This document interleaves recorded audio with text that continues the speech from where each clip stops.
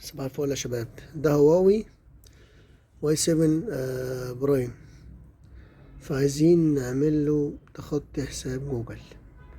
طبعا للأسف الشديد هنضطر نعمله عن طريق تيست بوينت. ماشي، تيست بوينت كالآتي: بنرفع سوكت البطارية كده. ثواني عشان تشوفوا أنا بعمل ايه بالظبط، ركزوا معايا.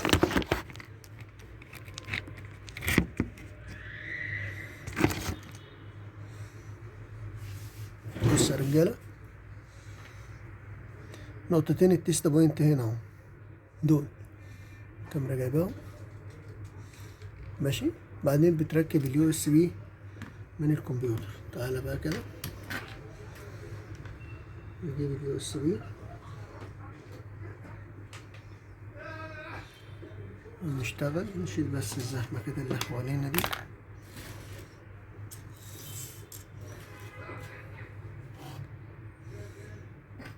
نعمل لكم فوكس هنا،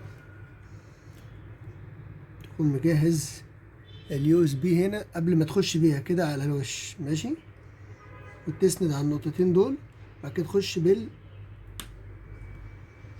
اليو اس بي كده، هو داخل في وضع التيست بوينت. بعد كده تركب البطارية بتاعتك. تعالى بقى نوريكم هنعمل ايه على البرنامج بقى. خليكم معايا بقى لحظة واحدة. هنفتح بقى ايه أداة حلب تك كده، ونروح على خانة كوالكوم كده، وهنعمل ريفريش علشان نحس بالتيست بوينت. الأول هنجيب الواي 7 برايم 2017.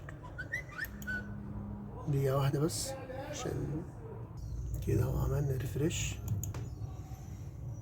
وهنيجي بقى على ريست اف ار بي. نستنى بقى كده نكمل. معلش انا ايه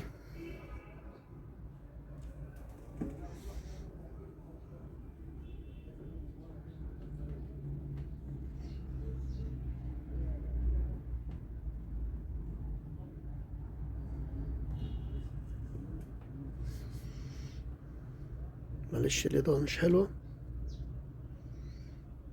بس احنا يهمنا النتيجة في الآخر. هنا بيديني تخطي اهو، شايفين الموضوع خلص.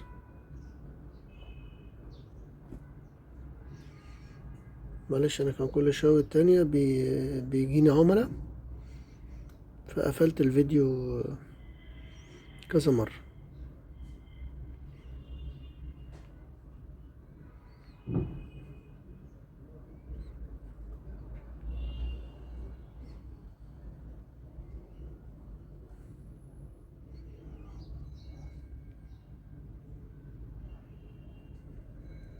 تمام، خلص معايا. بس يا رب اكون افدتكم، الموضوع بسيط حبايبي.